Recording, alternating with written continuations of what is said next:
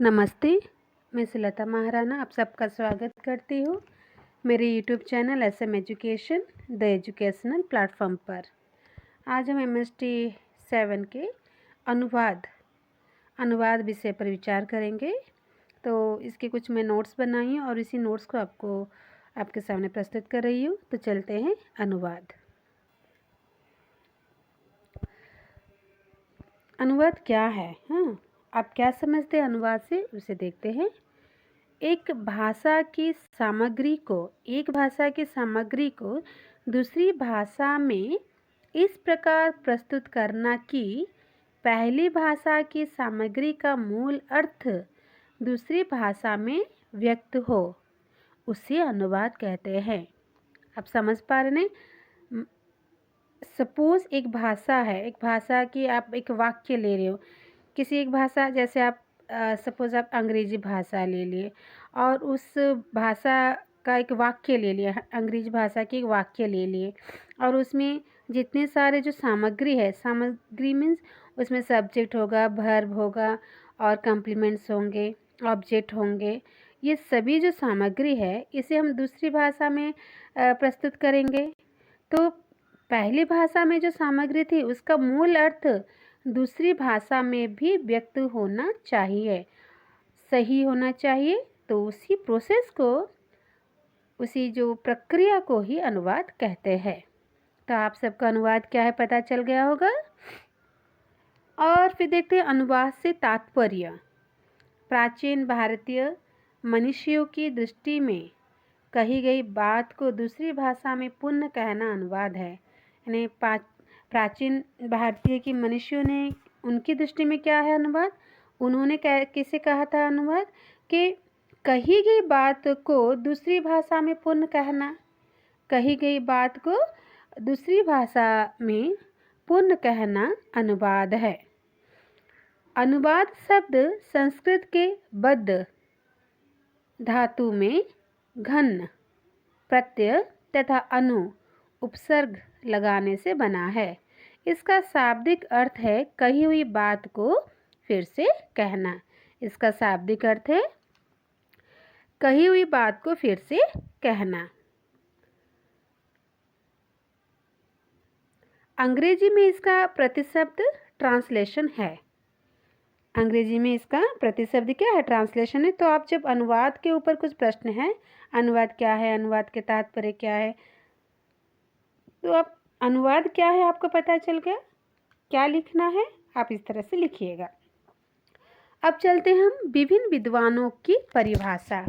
जैसे प्राचीन भारतीय मनुष्यों ने जैसे कहा कि कही गई बात को दूसरी भाषा में पुनः कहना, उसी तरह कुछ विद्वानों ने भी अपनी परिभाषा दी है।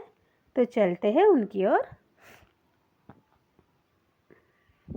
डॉक्टर विनोद गोदरे अनुवाद की जाने वाली भाषा को लक्ष्य भाषा तथा मूल भाषा का स्रोत भाषा मानते हुए कहते हैं।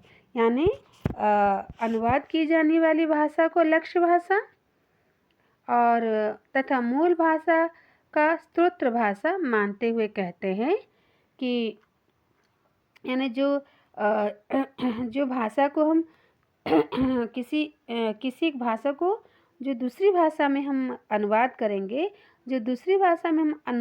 उसे लक्ष्य भाषा कहते हैं और जो मूल भाषा है उसे स्रोत भाषा या आधार भाषा भी कहते हैं।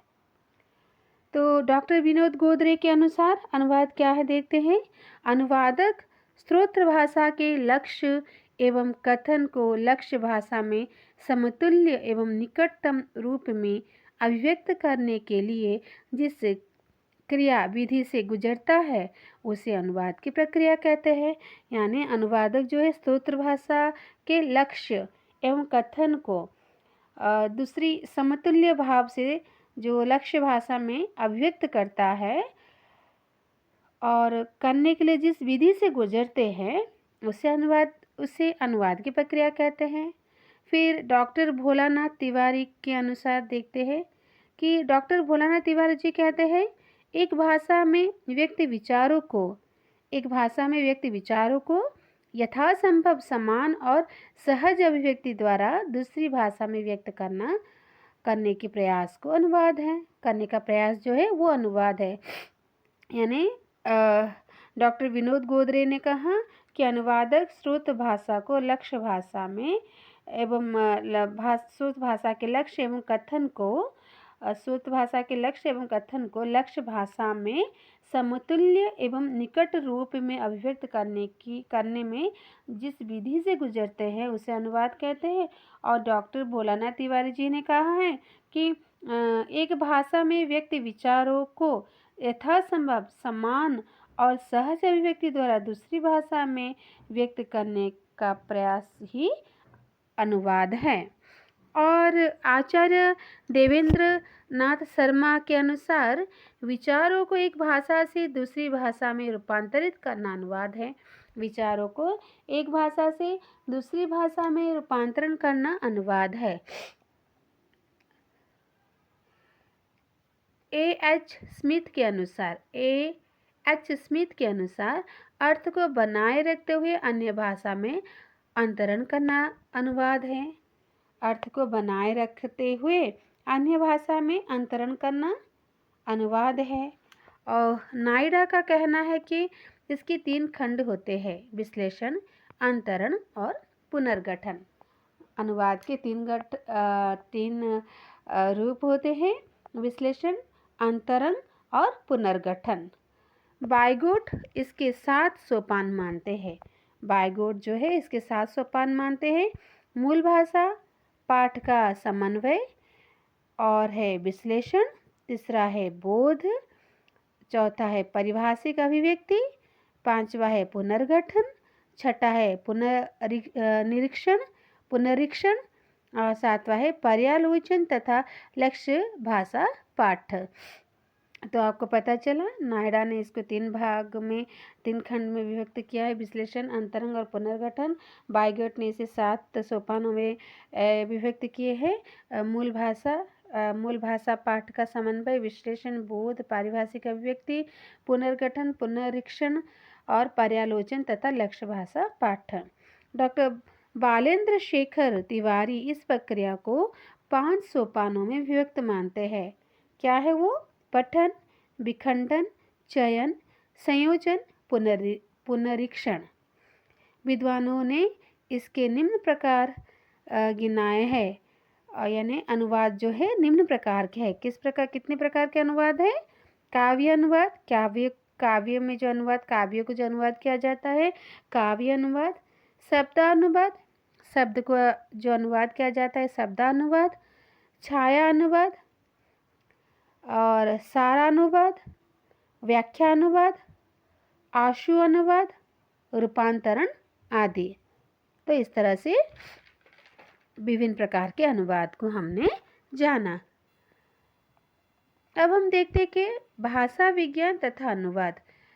अनुवाद के लिए भाषा विज्ञान कितनी जरूरी है?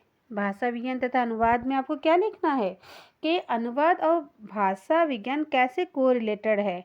अगर आपको भाषा विज्ञान के बारे में नहीं पता तो आप अनुवाद करना बड़ा ही मुश्किल है या हो ही नहीं सकता।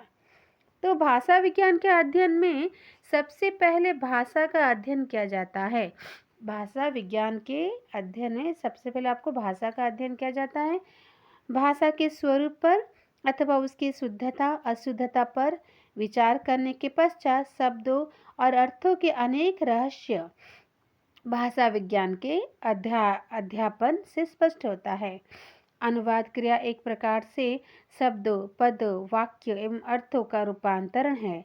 अतः भाषा विज्ञान से अनुवाद का गहरा संबंध है। भाषा की सबसे लघुतम इकाई ध्वनि से लेकर महत इकाई प्रयुक्ति तक विस्तृत ज्ञान भी भाषा विज्ञान है।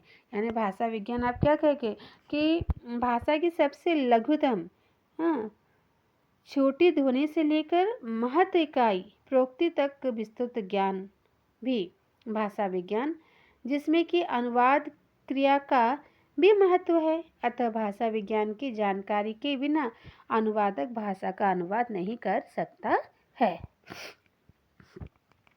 फिर आते हैं अनुवाद और ध्वनि विज्ञान।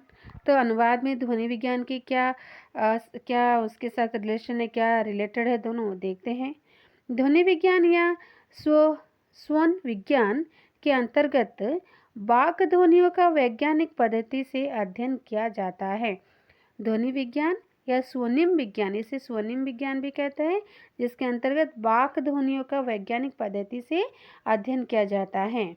अनुवाद के रूप में जब हम किसी स्रोत भाषा का अध्ययन करते हैं तो उसकी ध्वनियों की पूरी जानकारी हमें ध्वनि विज्ञान से ही मिलती है। यानी अनुवाद में जब हम किसी आधार भाषा का अध्ययन करते हैं तो उसकी ध्वनि से ही हमें पूरी जानकारी ध्वनि विज्ञान से लेनी पड़ती है। प्रत्येक भाषा की ध्वनियों के उच्चारण एवं प्रयोग के स्थान पर निर्धारित है। प्रत्येक भाषा की ध्वनियों के उच्चारण एवं प्रयोग के स्थान पहले से ही निर्धारित है तथा बालाघात स्वराघात को भी समझना आवश्यक है। बालाघात और स्वराघात को भी समझना आवश्यक है। बालाघात स्वराघात क्या है, मैं फिर एक वीडियो में आपको बताऊंगी। अनुवाद और शब्द विज्ञान की ओर चलते हैं। जैसे कि हमने जाना कि भाषा विज्ञान कैसे महत्व है और ध्वनि विज्ञान कैसे महत्व है, उसी तरह से शब्द विज्ञान किस प्रकार से महत्वपूर्ण है जानते हैं। ध्वनि का ऐसा समूह जिसमें अर्थ धारणा की क्षमता हो शब्द कहलाता है। शब्द विज्ञान के अंतर्गत शब्द की संरचना, शब्दार्थ उत्पादन, अनेकार्थता, विलोमता, पर्यायता, शब्द भंडार, शब्द भेद आदि का अध्ययन किया जाता है।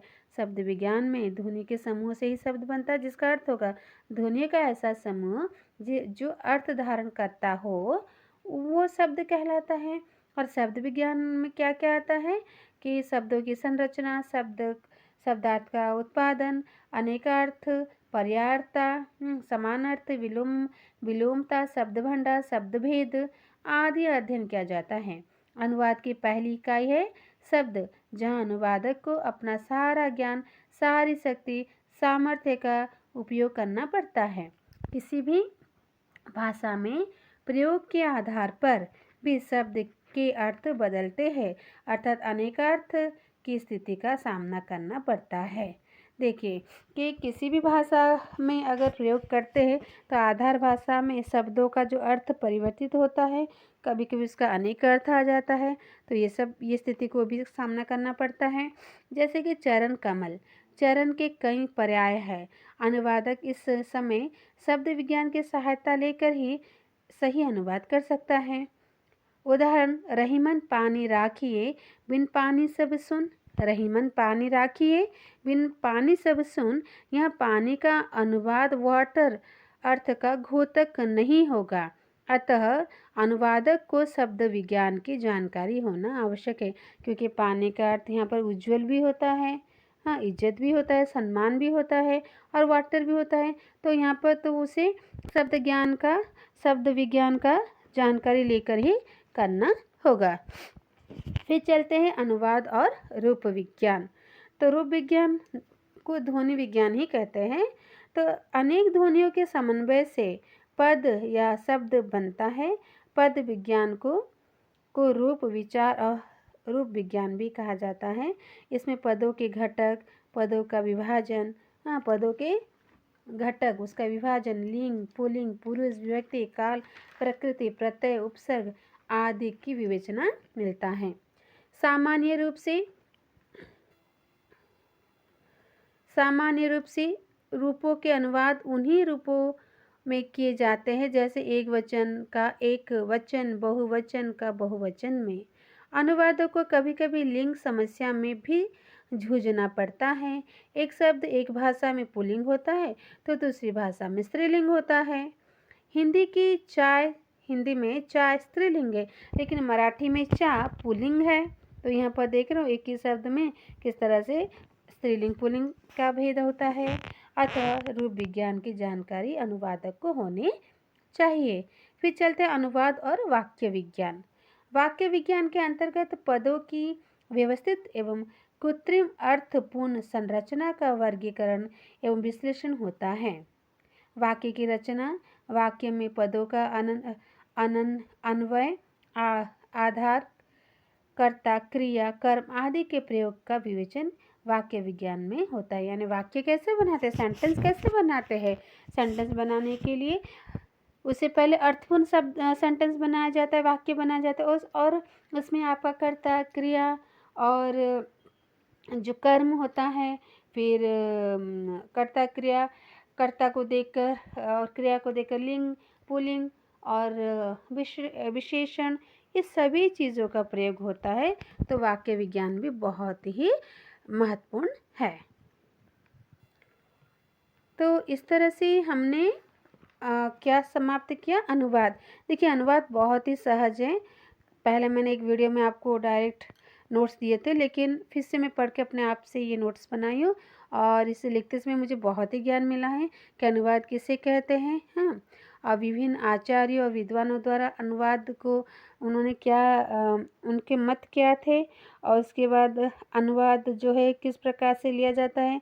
जैसे कि भाषा विज्ञान आरंभ किया, फिर हमने भाषा विज्ञान के बाद हमने शब्द विज्ञान, फिर ध्वनि विज्ञान और वाक्य विज्ञान, फिर रूप विज्ञान, हाँ, और वाक्य विज्ञान, रूप विज्ञान, रूप विज्ञान और शब्द विज्ञान। हाँ, ये सब को आपने अनुवाद में लिया है। तो इस तरह से ये अनुवाद के ऊपर अगर प्रश्न आता है तो आप इसे लिख सकते हैं। तो इस तरह से आप मेरे चैनल को सब्सक्राइब कीजिए और बेल आइकन को प्रेस कीजिए, जिससे नए वीडियो की नोटिफिकेशन आपको मिल सके। क्योंकि जिस तरह से मैं एक एक चैप्टर को मैं क्लियर करते जाती हूँ, उसी समय मैं एक नोट्स बना के आपके सामने प्रस्तुत करूँगी। अगर आप अच्छे से समझ के लिखना चाहते हैं तो आप इसे सब्सक्राइब कीजिए। अगर आपके फ़ायदे में आता है तो आप कीजिए, अगर सही लगता है, आपको समझ में आता है और आप लगता है कि ये उचित है, तो आप सब्सक्राइब कीजिए और दोस्तों के साथ भी इसे शेयर कीजिए और वीडियो को लाइक कीजिए। और धन्यवाद, नमस्ते।